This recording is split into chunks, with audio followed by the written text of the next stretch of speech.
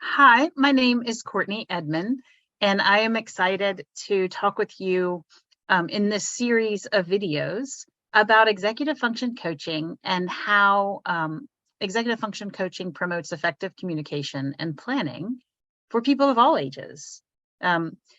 So I am an executive function coach. However, beyond that, I like to call myself a strengths-based coach for people who are neurodivergent, which can mean that someone may have ADHD, autism, dyslexia, dysgraphia, and effectively people who think differently, perceive the world differently, and may have challenges with executive function skills, which makes it a little bit more challenging for them to achieve the goals that they may have for themselves in life. And so I like to support people of all ages in empowering them to achieve the goals that they have in life, and working with parents as partners as well as other people as partners for the same purpose. And throughout this series of videos, we're going to talk about a variety of different things and take you along the journey about the different roles that team players have, what executive function skills are, what an executive function coach is, and what it might look like if someone has executive function skill challenges.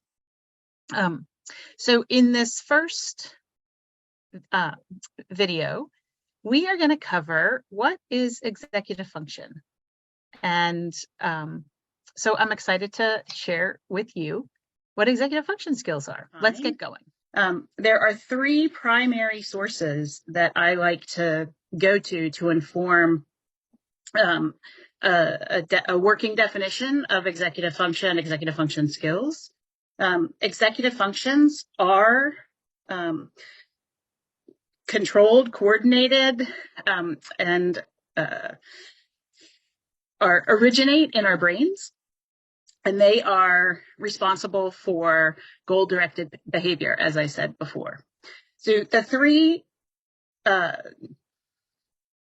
people or resources, because one is the Center for Harvard Center for the Developing Child, that are my go-to definitions are Dr. Russell Barkley, and Dr. Thomas Brown, and then, like I said, the Harvard Center for the Developing Child. And effectively, executive functions are a combination of self-control, working memory, and mental flexibility. I know, more words to throw at you, right? Those three are how the Harvard Center for the Developing Child defines executive function skills, or are the components of executive function skills. Whereas Dr. Thomas Brown, defines them in 6 categories: emotion, activation, action, memory, focus, and effort. Whereas Dr. Russell Barkley defines them in 7 categories: self-awareness, inhibition, nonverbal working memory, verbal working memory, emotional regulation, motivation regulation, and planning and problem solving. In layman's terms, when we think about this language and these categories, whether it's from Dr. Barkley, Dr. Brown, or from Harvard, effectively it has to do with how are we managing our emotions? How are we using information, storing it in our brain, and then using it to take action and to create a picture of our future and a roadmap to get to the different posts along the way to achieve that future vision, to achieve that future goal. And because life is a dynamic process, how are we adjusting? Either emotionally, motivationally, strategically, organizationally, how are we adjusting when things don't go as planned? And so effectively, those are what executive function skills are. And we may think of them as planning, prioritizing, organizing, time management, those types of very concrete things that we have a tendency to understand. But in thinking about the categories that I just named for Russell Barkley, for Thomas Brown, and from Harvard, it also incorporates the emotional regulation, right? Whether it's inhibiting our impulses and impulse control, whether it's managing the emotional response that we might have, whether it be an overwhelm of joy or an overwhelm of frustration or just an overwhelm in general of, oh my gosh, there's so much information, I don't even know where to start. And so it's having that self-control to recognize and manage those emotions. And then it's also having that flexibility and having the ability to manage our motivation. Okay, so that's executive function in a nutshell. The other piece that is a part of executive function, so the other piece to understand is, where are these skills housed, right? Like, who is responsible for these skills? What is responsible for these skills? So in our brains, we have something called a frontal lobe or frontal cortex, and we have a prefrontal cortex. And that's where all of these skills, or the components for all of these skills, originate. And so the other piece to understand, however, is our brain has so many other parts. And one of the other parts that is not in the prefrontal lobe or the prefrontal cortex, but is rather in a what we might call a lower part of the brain, or a lizard brain, is our emotional regulation. And so when we are younger, we don't have as many executive function skills. We gradually acquire them, learn them over time as our prefrontal cortex and our frontal lobe matures, and we learn these skills. We acquire these skills through explicit instruction, through observation, through practice, through habits, through teaching, through a variety of sources. But our emotions happen quite naturally, right? And so these lower parts of our brain we are born with, and they are more reflexive in nature. So the executive function skills come about to help control and regulate those emotions. And there is wiring, and there are connections. It's not electrical wiring, right? But it's other types of wiring, both chemical and neurological impulses, that connect our frontal lobes over time to our lower brains, to our emotional brains, like the limbic system and the amygdala. And we've heard the expression flip our lid, right? And so effectively that means, what I like to think about that in terms of executive functions, when we don't have self-regulation, when we don't have strong executive function self-regulation, is when the wiring, the connections between those two parts, the frontal lobe and the limbic system, are imbalanced. And our limbic system overwhelms our ability to have this self-regulation.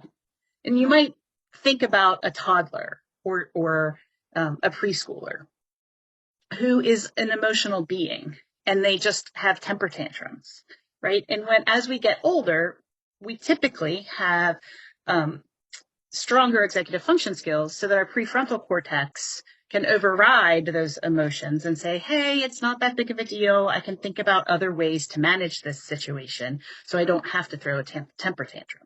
So that's an example of a self-regulation skill being an executive function skill. So I hope that makes sense. And then, so we can think of our executive function skills housed in our frontal lobes, in our prefrontal cortex, as being kind of an air traffic controller, where it receives all kinds of information from a variety of different sources, or can be the conductor of an orchestra. It's paying attention to all different parts of our environment, as well as our internal experience and perceptions. And it's creating an organized response, a strategic response that then our body carries out in some way, shape, or form. And so we are going to be planning, we are going to be prioritizing, we're going to be organizing. going to be managing our time. We're going to say, okay, I need to start on a paper today. And we will have the emotional regulation to put off going to get ice cream with friends to say, no, I need to go and work on a paper right now. And we'll go get started on that. And then when we sit down, we actually will start, right? So there are all of these sequential pieces that go into having strong executive function skills that we don't even sometimes are not even consciously aware of. And some people have executive function skills that are stronger than other people. Why might this be the case? Well, we all have different brains, right? And we all develop reading skills at a different rate. We all develop math skills at a different rate. We all develop science skills at a different rate, and so on. Speaking skills at a different rate, motor skills at a different rate. All of those things are in some way, shape, or form controlled by our brains. And the same is true for executive function skills. It's a skill. It's named a skill for a reason. And one of the challenges in our world is that we don't have a way to measure executive function skills in the same way we've been able to measure. We don't have a systematized way of measuring executive function skills in the same way that we have a systematized way of measuring reading skills, math skills, science skills. And while there are norms and expectations for how executive function skills will be used by people at certain ages, we tend to see executive function skills historically through the lens of behavior. And that's where we have gotten ourselves into a little bit of a tricky situation. Because when we see executive function skills through the lens of behavior, we see it through the lens of willfulness and intention. And as long as our executive function skills allow us to meet expectations from outside people or of ourselves, and there's no gap in that expectation for performance, everything's, hunky-dory. As soon as there's a gap of, performance here at a certain level and expectation at a higher level, when there's that gap that we perceive we're not performing at a level we want to be, and someone else has an expectation of us to perform at a certain level, when we are not performing at that same level, there can be a breakdown in the relationship because we're only seeing it through a behavioral lens. And so we perceive this person as not wanting to meet the expectation, or as instead of not being able to meet the expectation. And what I hope everyone who watches this takes from this presentation is that sometimes it could be a behavioral contribution to not meeting an expectation. Of course, we have free will, and sometimes we just don't want to. And when we as adults in people's lives, or as friends, or as family members in people's lives, notice that someone's not, or we ourselves are not meeting an expectation, it's helpful to look at it from a behavioral lens first, but not to stop there, and rather to look at it through a skills-based approach, through the lens of, does this person have the skills? Whatever those skills might be. It could be executive function skills. It could be academic skills. It could be, motor skills. It could be any number of skills. It could be vision. It could be hearing.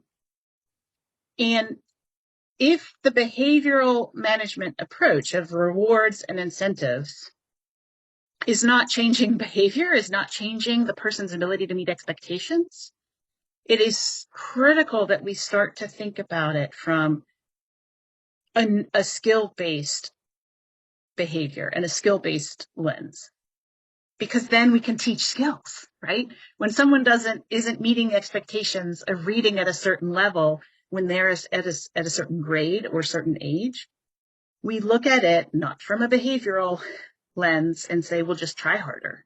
You clearly don't want to learn to read. We say, what's getting in the way of them being able to read? And let's teach them the skills that they don't yet have. And what I would love, and what I as a coach am doing, is helping people look at the challenges that they're having and not meeting expectations, whatever they might be, through a skill-based approach. And saying, is it executive functions? Like, what is your goal? What's getting in the way?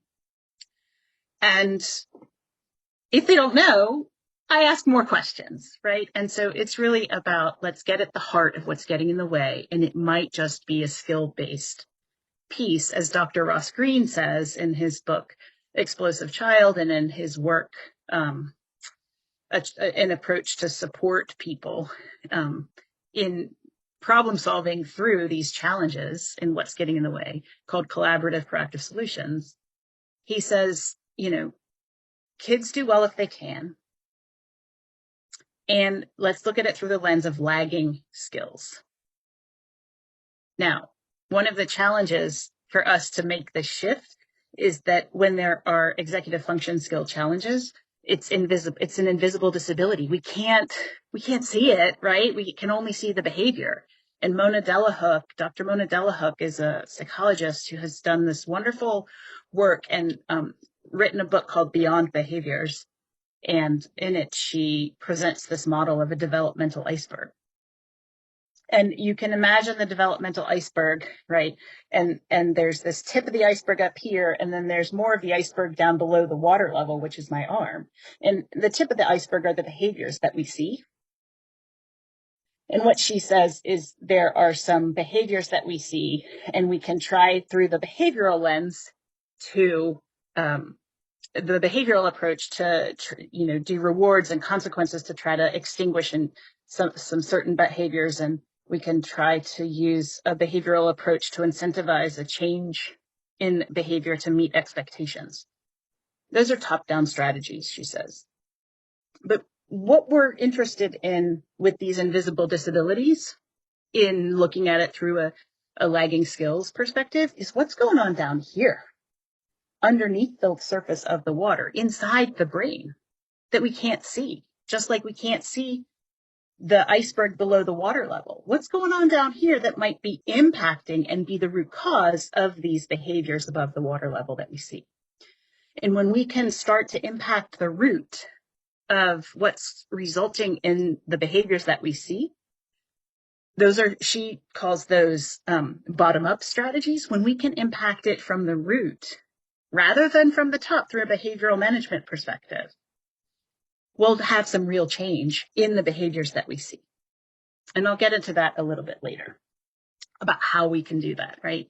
But what I want to kind of help people understand is executive function skills many times can look like intentional, willful behavior. But really, it's a skill that's controlled by the brain in the prefrontal and the prefrontal cortex that has to interact with other parts of the brain, motor, speech, emotional regulation, right? To name a few. And it serves as our conductor of our actions. It serves as the air traffic controller, sorting through information and create an organized response to achieve goals that we have for ourselves. And we are responsible, and we need to learn these skills over time and find ways to incorporate them into our lives in order to achieve the things in life that we want to achieve. And it's involved in everything that we do, right? Think about laundry, doing the dishes, everyday skills, driving, doing homework is an example, taking a test, writing a paper, having a conversation. Social skills require executive function skills. So really, there's not anything in life that doesn't require executive function skills. So if you have strong executive function skills, be grateful, because not everybody does. And the population of people who I work with who are neurodivergent, and that can mean that they have ADHD, they have autism, they have dyslexia, they have dysgraphia. There's some part of their brain that's wired a little bit differently, as Debbie Raber says in her book, Differently Wired. People who have these different ways of thinking, perceiving the world, approaching the world, are neurodivergent thinkers. Their brains are differently wired, she calls it. And it doesn't make them wrong. It doesn't mean they need to be fixed. But what we need to do is take a step back, not just see it through a behavioral lens, but rather see it through they have some skills that need to be developed. And we can support them in developing the skills, but we don't have to change the way that they're perceiving the world. What we have to do is give them some skills to work with the brain, the strengths, the interests, and the skills that they already have to support them in these ways and help them develop the skills so that they can plan, prioritize, time manage. But it doesn't need to be our way, and it certainly doesn't need to be extinguished through rewards and consequences, because many times that makes it worse. Another part of executive function skills is being able to focus, being able to attend. Because if you can't focus and attend on the task at hand, there's no way that you're going to be able to, move to the next step. So being able to focus and attend. And ADHD is a prime example of that. Interestingly enough, though, ADHD, attention deficit hyperactivity disorder, has two parts: inattentive ADD, which sometimes you can't see it, but the brain is just like, super hyperactive internally with thoughts here, there, and everywhere. But if they find something they like, they can hyper focus. And so it's kind of a strange name for some people to really comprehend, because it's not truly attention deficit. It's attention regulation disorder, because they can attend to things they like, but they don't necessarily attend to things that they don't like. And so it can be confusing because they're not hyperactive, but yet they have these, challenging behaviors and ability to attend. So I just want to make sure that people start to understand ADHD through a different lens also, that it's not just about kids running around without the ability to sit still, because sometimes people's minds work that way. Their minds are not able to sit still unless they find something they like. So that's the inattentive ADHD. With executive function skills, with things like ADHD, with things like autism, there's no medication that can teach or provide someone with executive function skills. It's a learned skill. And I feel like I'm being redundant and repetitive, but it's like reading. It's like math. It's like writing. We learn it. It's acquired. And some people need more explicit attention focused on supporting the development of these skills than other people. We just haven't gotten there yet to provide a specific curriculum standardized in the school systems to teach these executive function skills. Yes, I believe that we should, if you were wondering. So, but what the attention piece of the ADHD or of executive function skills, there are medications that psychiatrists prescribe to support the focus and attention part of executive function skill development. And sometimes, if it's indicated and the doctor you're working with prescribes that type of a medication to help with focus and attention, it can help a person develop the other skills: planning, prioritizing, time management, working memory, those types of things. Sometimes it can help because the person can focus. And it's the focus and attention a lot of times is related to a chemical called neurotransmitters that allow the different nerves in the brain, called neurons, to communicate with one another. And the chemicals in the brain with ADHD are different than the chemicals in the brain. They have people who have ADHD have different levels of the chemical neurotransmitter needed to help with attention. And so the medication works at that chemical level to help the brain focus. So that's why medication can work. It's working at that chemical level in the same way that someone with diabetes might need insulin to support the body and the functioning of the body at that chemical level. It's very similar with ADHD when focus and attention is a challenge. And a doctor is best to work with you to see if that might be true for you or your child if you have a diagnosis of ADHD, whether or not that chemical difference in your brain might benefit from a medication. And if you're interested in more information about executive functions, about executive function coaching, and about, being a parent of a child who's neurodivergent, I invite you to check out my website as well as my podcast, which you can find on Spotify or Apple Podcasts, called See Me, Real Talk, Real Solutions, Navigating the Journey of Neurodiversity at Home, School, and Work and in Life.